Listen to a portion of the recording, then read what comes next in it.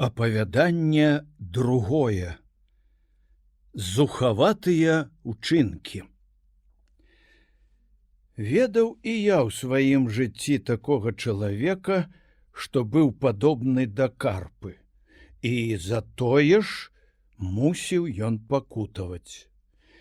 Цяпер свет сапсаваны, шмат людзей зухаватых, лайдакоў, гатовых на ўсё злое, а хто ім што добрае скажа, і слухаць не хочуць. І я памятаю, сказаў пан Завальня, лепшыя часы. Колькі паноў было добрых у гэтых краях. Люба было глянуць, якая сціпласць і ціхамірнасць панавала ў святыні Божай. Кожны меў у руцэ каронку і ксёнджачку, пашана была старэйшым і любоў братэрская. А цяпер у касцёле чуеш адны шэпты ды смех. Здаецца, для таго толькі прыйшлі, каб паказаць свае модныя ўборы. Мода і фармазонія іх загубіла, а праз іх і іншыя пакутуюць. Мне здаецца, дядзечка, што людзі заўсёды аднолькавыя, і даўней, як і цяпер, былі злыя і добрыя, былі шчаслівыя і нешчаслівыя. О, не, Янка, табе не ўбачыць, што старэйшыя бачылі. Не вернуцца даўнія часы, а будзе яшчэ, можа, і горш. Ну, кажы ж нам сваю аповесць, сказаў ён да падарожнага. Калі быў я яшчэ зусім малады, памятаю, жыў у нашай вёсцы селянін Антон. Меў ён добрую гаспадарку, беднасці не ведаў, а што быў бяздзетны, дык узяў дзіця невядома ад якіх бацькоў.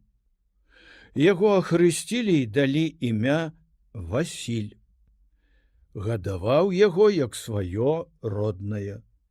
Калі хлопец вырас, дык пачаў ганяць гавяду на пашу, але быў вялікі гультай і свавольнік.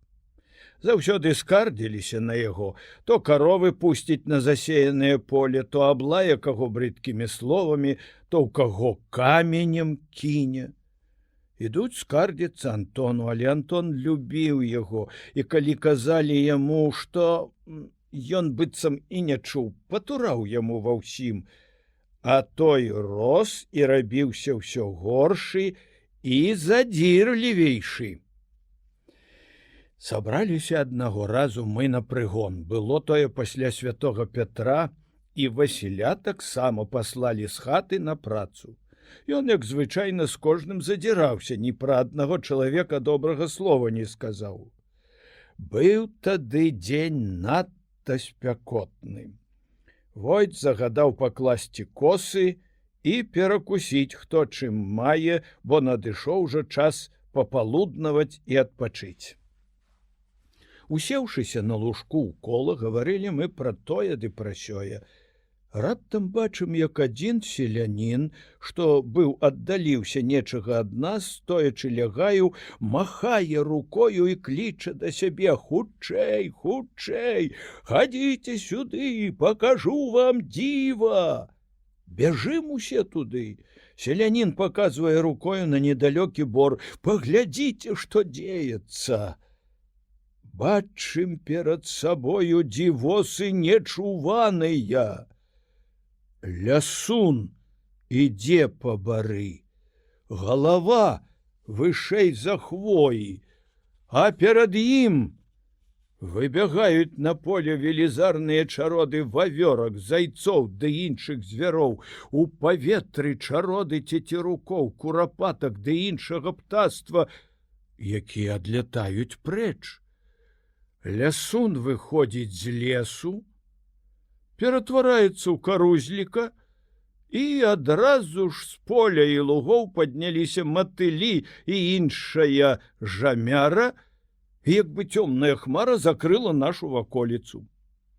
Зухаваты Васіль падхапіў камень на полі, падбягае туды, дзе лясун, бачыць яго сярод травы, кідае ў яго каменем і крычыць: «Згінь, прападзі!» Лясун закрычаў страшным голасам, што аж лістота пасыпалася з дрэваў, падняўся з травы, нібы велізарны чорны птах, і, падымаючы крыламі шум, схаваўся за лесам. Нас ахапіў неспакой, глядзімся на Васіля, дзівячыся яго адвазе.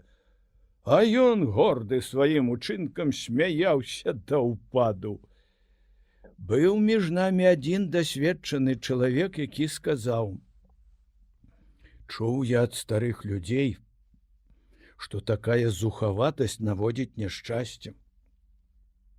Выгараць тут лясы і гаі, будзе паморак на жывёлу, але і табе, Васіль, не пройдзе без пакарана гэты зухаваты ўчынак».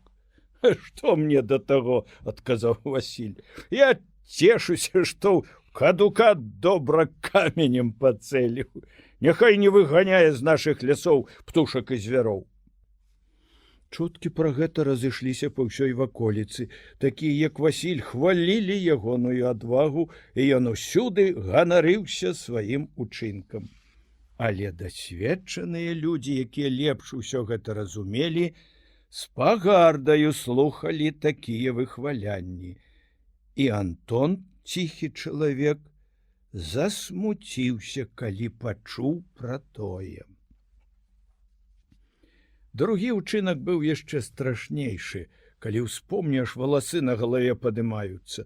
Аднаго разу, таксама на прыгоне, складалі мы сена. Дзень быў ясны і спакойны, на ўсходзе паказалася воблака, і далёка, быццам бы пад зямлёю, абазваўся гром. Тут бачым, ідзе накшталт слупа віхор, падымаючы ўгору пясок і ўсё, што яму трапляецца па дарозе. Круцячыся вірам, праходзіць па полі недалёка ад нашае сенажаці. Са здзіўленнем пазіраем мы на гэта, але вось Васіль кідае граблі, бяжыць на поле, спатыкае слуп віхору і, працягваючы яму руку, крычыць: «Як маешся, браце!» А з клубоў пылу падае яму нехта чорную, як вугаль, руку. Слуп, круцячыся, пайшоў далей па полі, страх агарнуў усіх нас. Вярнуўся Васіль, але ніхто яму слова не наважыўся сказаць. Зразумелі все, што ён за панібрата з духам праклятым. З таго часу ніхто з ім размаўляць не хацеў. Усе яго баяліся, і нават тыя пачалі ад яго ўцякаць, з кім ён раней сябраваў. Чутка пра ўсёй воласці вядомае здарэнне дайшла да вушэй пана ды аканома. Яны не хацелі гэтаму даваць веры, і калі неяк пан у маёнтку запытаўся самога Васіля, ці праўда тое, што кажуць, ён, лаючы ўсіх, адказаў: «Дурням заўсёды нешта трызніцца, абы разносіць хлусню і плёткі». І пан яго не чапаў. Антон добры чалавек, заўсёды ўнушаў Васілю страх перад Богам, імкнуўся выправіць, змушаў хадзіць у касцёл і маліцца. Ён жа смяяўся з усяго, усім пагарджаў, да ішоў замест імшы у карчму. Нарэшце вырашыў ён ажаніцца. Антон меркаваў, што добрая жонка і перамена ў жыцці выправяць яго. Пасылаў сватоў не толькі ў сваю, але і ў чужую воласць. Ды паўсюль адмаўлялі, бо слава пра яго нядобрыя ўчынкі разышлася далёка. Васіль пагарджаў усімі і кпіў з усяго, кажучы, што ён даўно ўжо сам сабе нагледзеў невесту, якая яму найбольш даспадобы. Не хацеў спачатку пра гэта нікому казаць, але цяпер абвяшчае ўсім, што закаханы Варыніну дачку Алюту, што прызнаўся ёй ужо і атрымаў ад яе абяцанне. Пачуўшы гэта, Антон вельмі засмуціўся і раіў яму адмовіцца ад гэтага намеру, бо пра Арыну ходзяць чуткі, што яна кабета злая і лічыцца чараўніцаю, а яблык ад яблыні недалёка падае, дык можа і дачка будзе такою. Аднак усе парады былі дарэмныя, і Васіль яшчэ часцей пачаў наведвацца ў Арыніну хату. Гледзячы на гэтую яго прыхільнасць да Алюты, адны суседзі са смехам казалі: «Пазнаў роўны роўнага, будзе пара поўная». Іншыя хвалілі: «Алюта будзе добраю жонкаю і не пойдзе па матчыных слядах». Былі такія, што казалі, быццам ягонае каханне несапраўднае. Быццам яму паднеслі нешта ў пітве, і хоць ён за панібрата з д'яблам, трапіў на лепшую і сам быў зачараваны. Шчыра стараўся Антон змусіць яго адмовіцца ад свайго намеру. Нарэшце прыгразіў, што вырачацца яго, такую невестку не прыме ў хату і маладым на гаспадарку нічога не дасць. «Я і не прашу ні ў кога дапамогі», — адказаў Васіль. «Знайду ўсё сам, здабуду і грошы, і апякун такі, як ты. Можа, сам прыйдзе калі да мяне, просячы дапамогі». Антон пайшоў да кума Марціна. Быў гэта чалавек пачцівы і гаваркі, рады кожнаму параіць і дапамагчы, таму і любіла яго ўся воласць. Марцін ахвотна паабяцаў прыгледзецца да гэтае справы і адлучыць маладзёна ад тае прывязанасці. Даў нават слова, што будзе сябраваць з ім і кожны раз адгаворваць ад тае жаніцьбы. Калі Васіль пачуў ад апекуна, што не будзе мець ніякае дапамогі, вырашыў шукаць скарбы, нават калі б і былі яны заклятыя ці моц шатанскую мелі. За 2 вярсты ад ягонае вёскі быў ля дарогі пагорак, акружаны з 2 бакоў яловым лесам, а на пагорку ляжаў велізарны камень, які людзі называлі Цмокаў камень. Старыя людзі так пра яго апавядалі. Аднаго разу ўлетку ў ціхую пагодлівую ноч з поўначы на поўдзень ляцеў, палаючы агнём, цмок. Нёс нібыта з сабою шмат золата і срэбра грэшніку, які прадаў д'яблу душу. Бачылі гэта падарожныя і людзі, што вярталіся з прыгону. Раптам раскалоўся блакіт неба, разлілося вялікае святло, людзі, молячыся, кленчаць, а цмок, выцяты промнем нябеснага святла, дранцвее ўвесь, валіцца на пагорку і ператвараецца ў камень.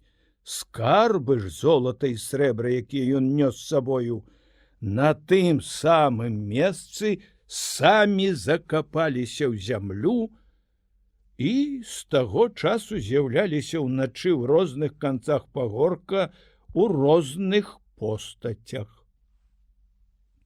Адны бачылі на камені плачку, якая выцірала сабе слёзы хусткаю, што шугала полымем. Другія, ідучы позняй парою па дарозе, сустракалі карузлікаў, чорных і тоўстых, як бочка, што скакалі на пагорку. Іншым роіліся чорныя казлы, што скакалі з зямлі на камень, а з каменя на дол, і шмат іншых дзівосу.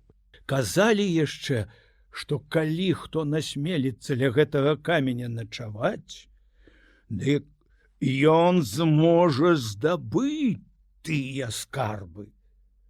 Васіль быў смелы, не баяўся страхаў, бо ўжо раз з шатанам, што ехаў на віхоры, вітаўся як з братам. Пасля захаду сонца, калі вечаровы змрок ахутаў палеткі, ідзе ён на пагорак і сядае на камень.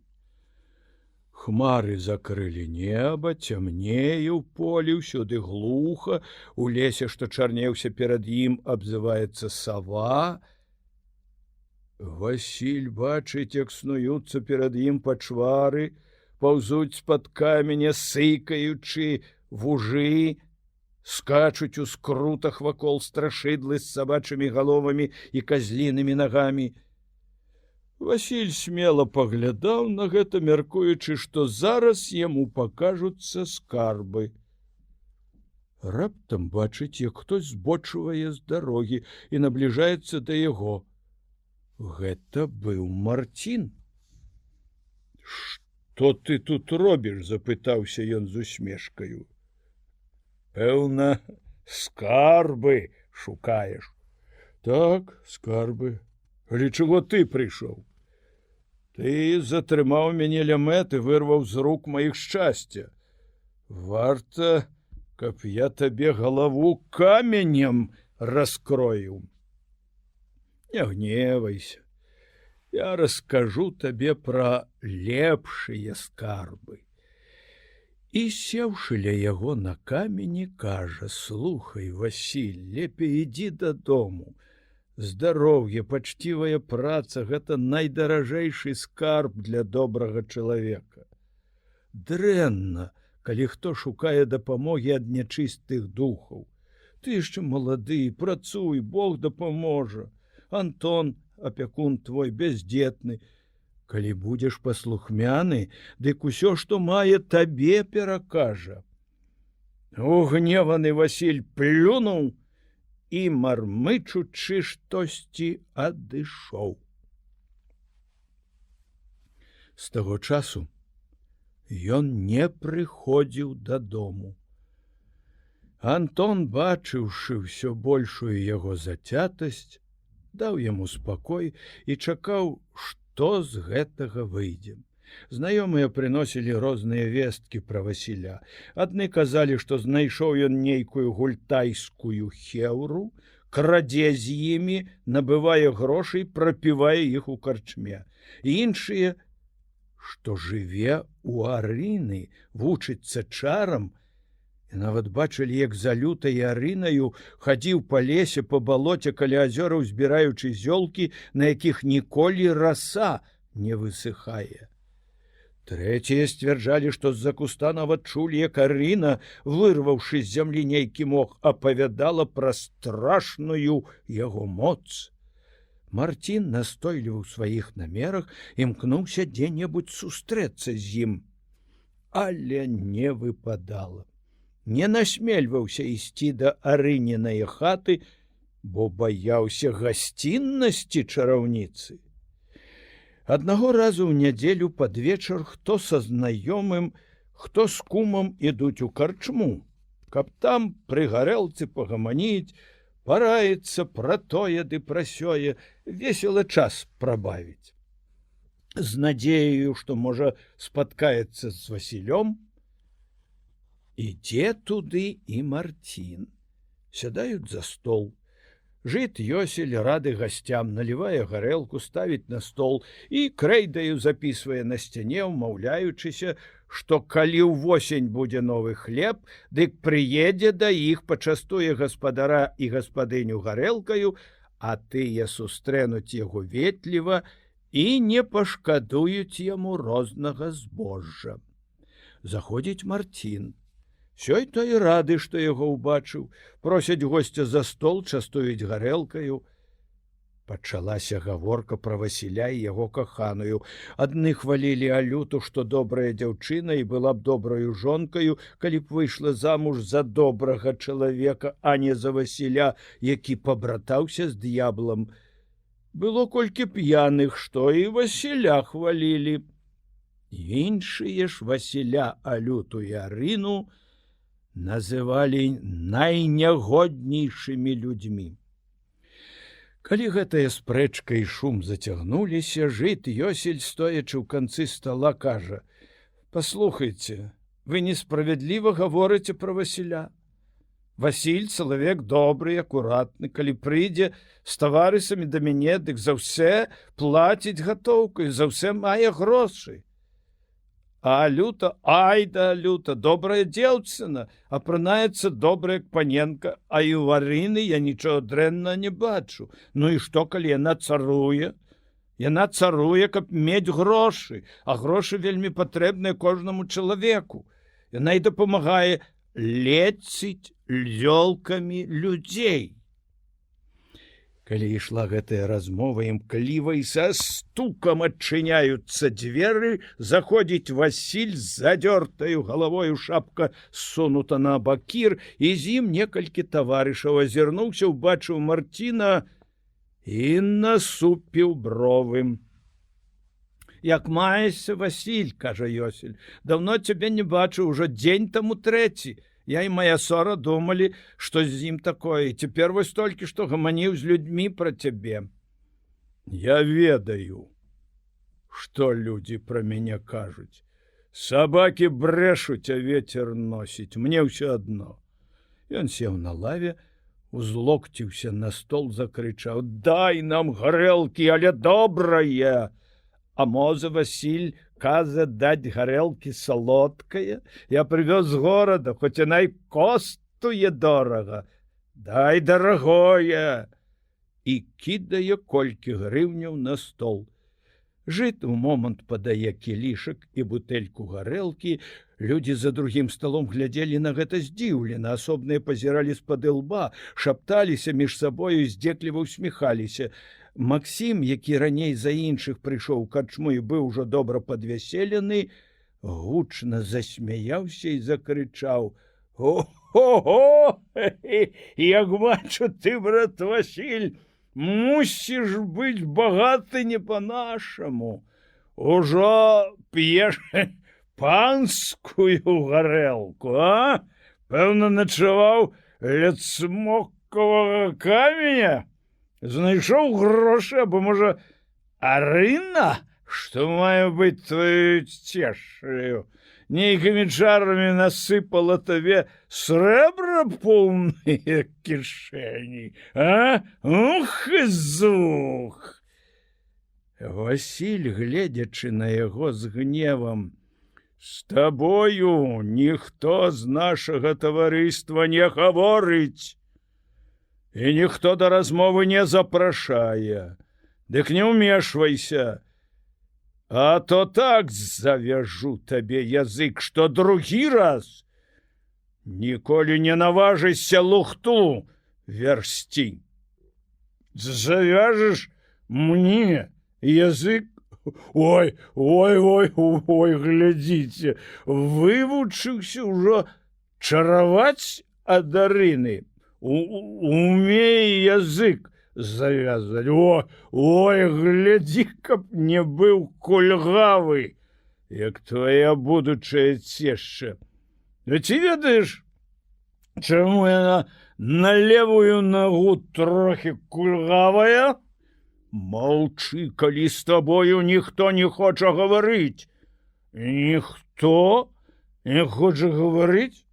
Дык будуць слухаць, а я скажу ўсім: «Паслухайце, скажу вам, чаму Арына кульгавая. Это вы Грышка ў падарунак сам апавядаў мне пад сакрэтам. Аднаго разу ўвечары, як сонца села, вяртаўся ён з касою з поля дамоў і пачуў голас чараўніцы, якая выклікала каровы называючы кожную паводле масці. У вечаровай цішы чуваць было, як па вёсках адзываліся рыкам каровы, зарыкалі таксама і ў ягонай аборы. Ён перапалохаўся, што застанецца без малака. Бяжыць туды, адкуль чуўся голас, каб даведацца, хто цая чараўніца. Падкрадваецца аселіцаю і што ж бачыць, а? Арына, седзячы на плоце з ускудлачанымі валасамі, дзікім спевам спраўляла чары, а? Будзе бяда, падумаў сабе. Трэба ёй як-небудзь перашкодзіць. Дык бяжыць дадому і кладзе на варотах аборы свянцовыя зёлкі, васковую свечку. Ледзь адышоў колькі крокаў, бачыць, прылятае сарока, разграбае зёлкі, ідзе ўбе свечку. Грышка бяжыць у хату, хапае стрэльбу, набітую дробным шротам. Стрэліў! Пасыпаліся пёркі. Адна сарока поляцела прэч. На другі дзень ён пачуў, што Арына параненая ў левую нагу і хворая ляжыць у ложку. Зразумеў усё і думае сабе: мае памятку. Аднак баяўся помсты, бо хутка завязала на яго залом у жыцці. Але залом ён спаліў на асінавых дрывах, і чараўніца сама ледзь не загінула. Васіль у гневе схапіў бутэльку, кінуў яе ў Максіма, трапіў у самыя грудзі. Падскочылі адзін да аднаго, і ўшчалася бойка. На шчасце, з блізкага маёнтка ехаў конна аканом і, пачуўшы пранізлівы крык арандара, павярнуў да карчмы. Ёсель бяжыць насустрач аканому: «Ай, дабрадзею, забойства ў карчме, гвалт, што тыя п'яніцы шкоды мне нарабілі!» Саскочыў аканом з каня, умешваецца ў мітусню, пагражае, што заўтра за п'янства ўсіх сурова пакараюць, і кожны з іх заплаціць за ўчыненую шкоду. У момант суняліся. Аканом выганяе іх з карчмы і загадвае ўсім ісці па сваіх хатах.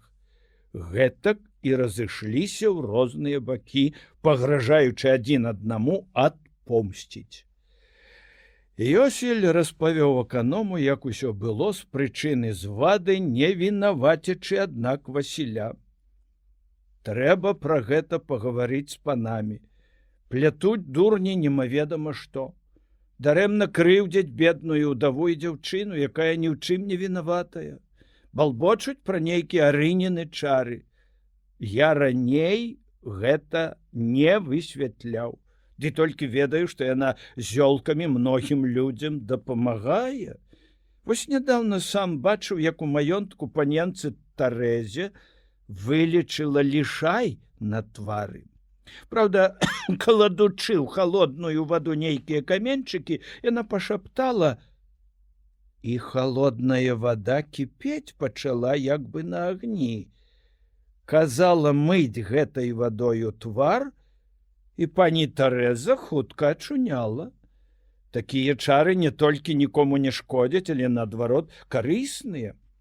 Як пан аканом з цырую праўду кажа, няхай пан так і паведаміць ягамосці і імосці, бо азаль слухаць, калі так людзей крыўдзяць. Ай, была ў мяне добрая гарэлка салодская.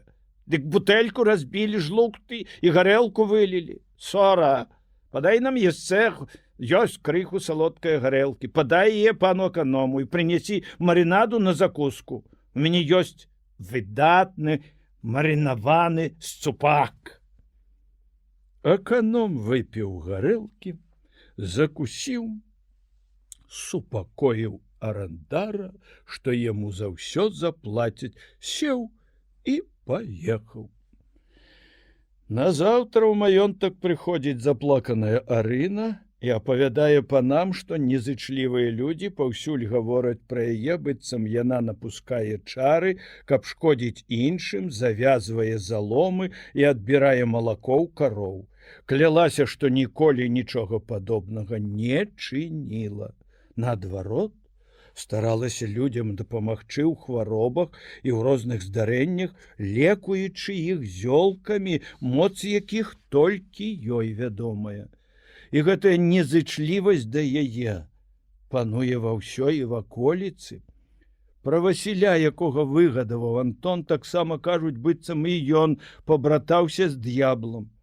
Але ж і гэта чыстая прыдумка. Сапраўды, Васіль чалавек малады, зухаваты, бо яшчэ не зазнаў у жыцці няшчасця, але з часам пераменіцца, ды будзе лепшы і больш увішны. Ён хоча ажаніцца з ейнаю дачкою, але і гэтую сірату людзі крыўдзяць, злое пра яе кажуць.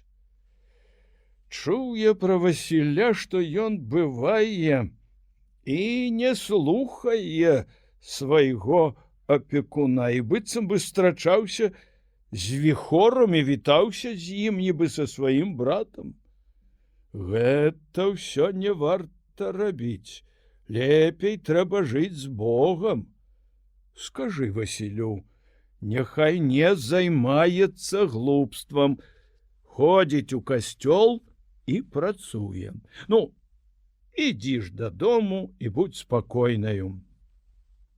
Я тваёй дачцэ спраўлю вяселле ў маёнтку, бо казала мне пра яе аканомка, і ад іншых чуў, што дзяўчына яна добрая і працавітая.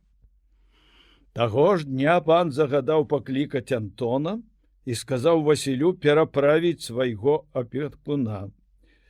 Таго ж дня пан загадаў паклікаць Антона і сказаў Васілю перапрасіць свайго апекуна.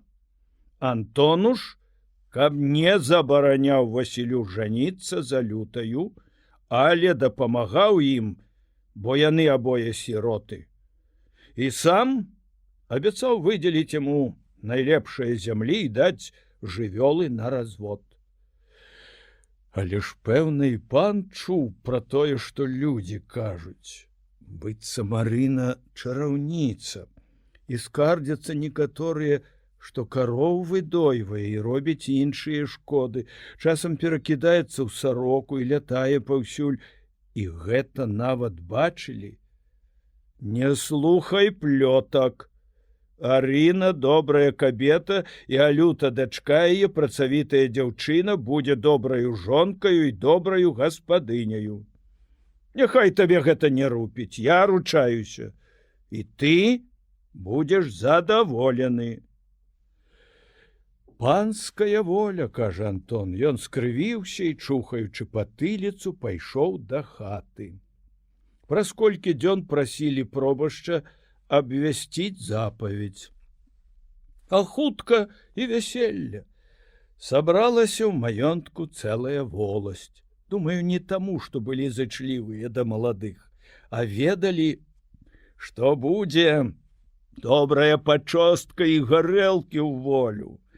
Не было там вясковых вясельных абрадаў, як звычайна робіцца ў вёсках, але перад шлюбам, просячы блаславення, маладыя ўпалі ў ногі спярша сваім панам, потым Антону і Арыне. І пасля шлюбу гэтае самае ўчынілі. Алюта была пекна ўбраная. Пані падаравала ёй нейкія завушніцы, якія перад агнём як бы іскры кідалі. Чырвоная шнуроўка з залатымі гафткамі, чырвоныя стужкі. І калі села за стол і расплялі ёй чорную касу, з чорных воч па белым твары паплылі, пакаціліся слёзы. Все расчулена глядзелі на яе, а пасля заспявалі кабеты вясельную песню, якую спяваюць звычайна сіротам, што ідуць замуж. Усе плакалі, нават тыя, што раней пра яе злое казалі. Гэтую песню так я ўпадабаў, што і цяпер яе памятаю. Вясельная песня сиротиня. Ах, знать по веселику, что не батюшка отдаеть двор великий, а сбор невеликий. Нет у меня родинушки, ой, пошлю серу зязюльку по родинушку. Зязюлька летить, родина едет. Ах, послала б я соловеньку, ды соловушка отказывает.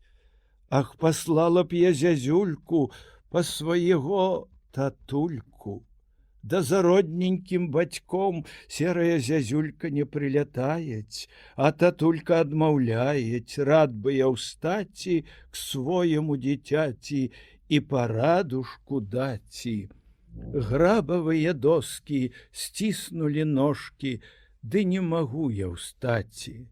Сырая земля дверцы залегла и окошечко заслонила. Моего батюшку на веселика не пустила. Признаюся, что и я не мог стрымаць слёз, бачыўшы перад сабою Алюту і слухаўшы гэтую песню. Яна была сапраўднаю сіратою, бо апрача старое маткі не мела іншых сваякоў. Этую сям'ю пан прывёз за свету. Раней жылі яны дзесьці далёка за Двіною, і бацька Алюцін памёр адразу ж, як прыехалі у наш край. Госці гулялі, пілі адзін да адным, добра падвесяліліся. Дуда зайграла песні, і танцы не спыняліся всю ноч. Але ўсё было прыстойна, бо паны і аканом часта наведвалі вясёлае ігрышча. Пасля вяселля добра адораны панам і Антонам Васіль ужо з самага пачатку гаспадарання меў колькі коней, кароў ды іншыя жывёлы, новыя зручныя будынкі ды колькі дзесяцін урадлівае зямлі, дастаткова на ўсе ягоныя патрэбы.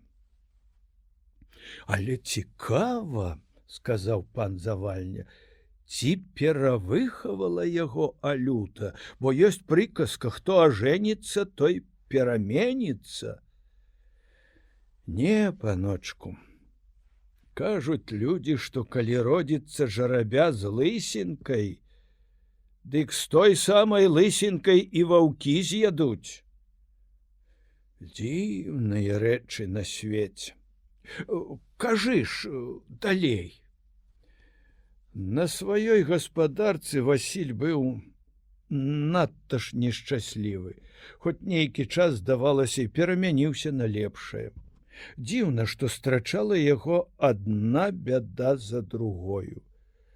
Выганяць пастухі жывёлу за вёску ў поле, выбежыць з лесу воў, схопіць барана. Калі разгледзяцца, дык бачыць, што той баран быў Васілёў. Здаралася гэта некалькі разоў, і заўсёды воўк нібы выбіраў толькі Васілёвае. Ходзяць гусі па полі, ускочыць ліса і падушыць іх. Гусі былі Васілёвы. Карова ягоная раз заблукала каля возера, убілася ў балота, пакуль прыбеглі на дапамогу, утапілася. І гэтыя несканчоныя страты давялі яго амаль да галечы.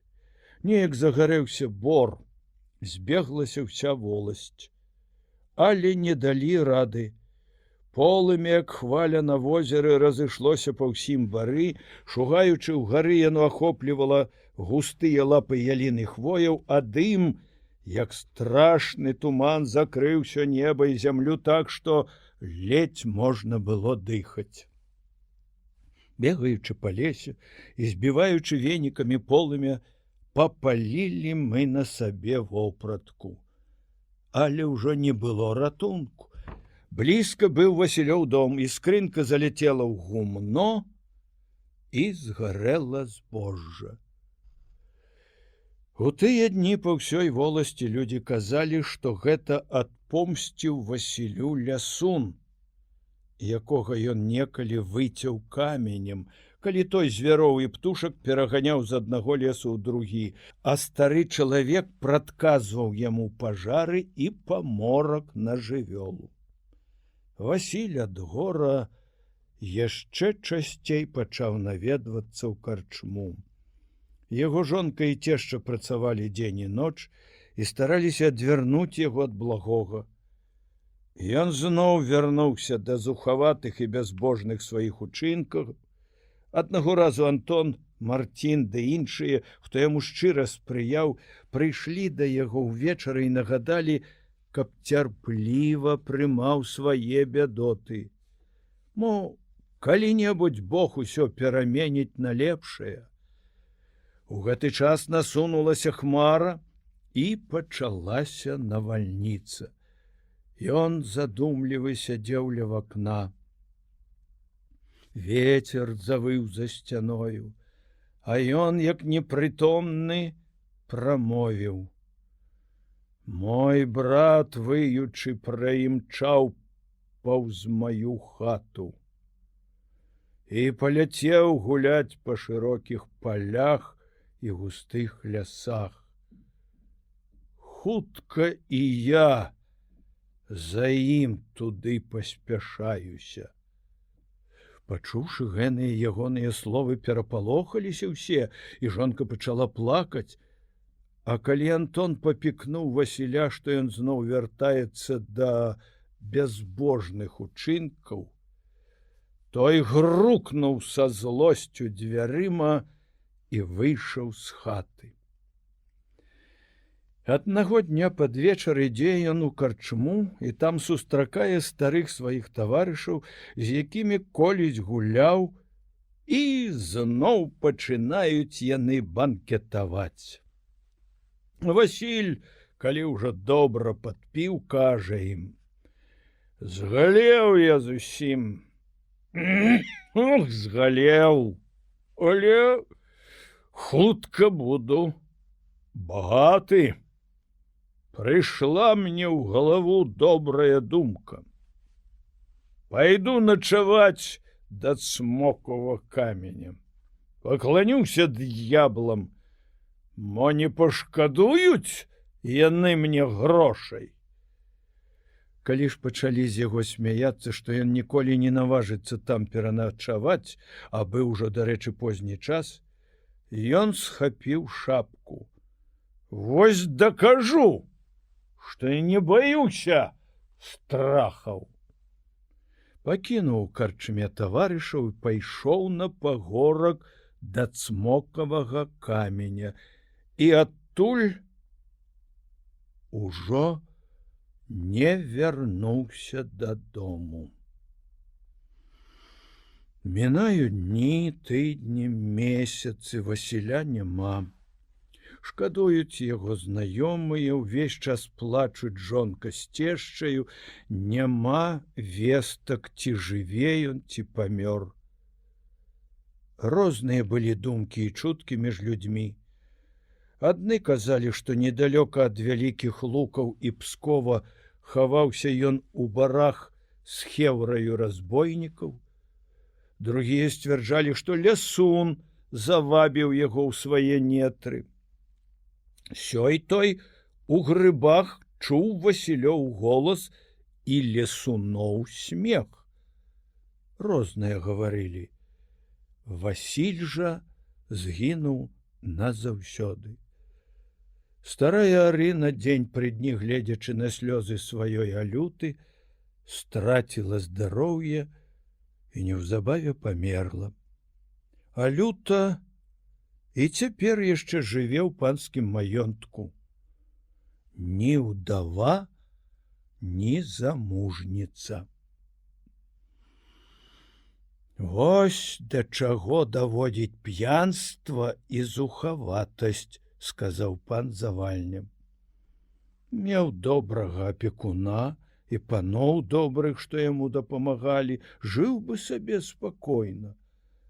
Трэба ж было заводзіць звады з лесуном, шукаць заклятых скарбаў, вітацца на полі з віхорам, называць яго братам.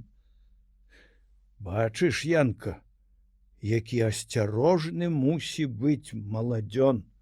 Заўсёды перш чым што рабіць, трэба падумаць. Не ведаю, дзядзечка, ў чым ён тут правініўся, калі назваў братам віхор. І цяпер у завейную ноч вецер вые, сячэ снегам па вокнах, калі б я сказаў яму: ляці, браце, на поўнач, можа, і я за табою хутка падамся. Які ў гэтым грэх? Называй братам толькі такога, як сам. А пра віхор? Просты люд кажа, што гэта д'ябал ездзіць па полі і часам шкоду робіць. Калі так гаварыў пан Завальня, падарожны глядзеў на Янку і ківаў галавою. Вось маладзён не верыць, бо сам не зазнаў такога. Ну, цяпер нам трэці раскажа, што бывала калісьці на свеце. Слухайма.